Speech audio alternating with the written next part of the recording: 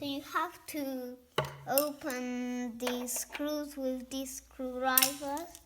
They are some screws that aren't so special. They aren't triangular or nothing.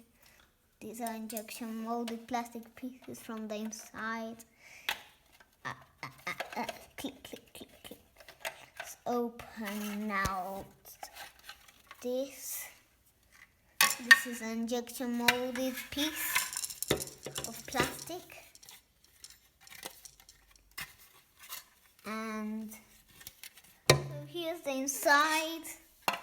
This is the motor that has the plastic around it. This only slides out. And these are injection molded pieces. This also is one. Clicks in here. You want it to turn on. That clicks there. Turn it off.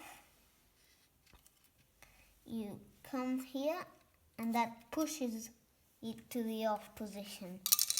There's like a switch that you can, this is position off, this position on. And these are metallic copper traces, a diode for the motor. These, I don't know what it is, but I think these are places that you can open with another screwdriver.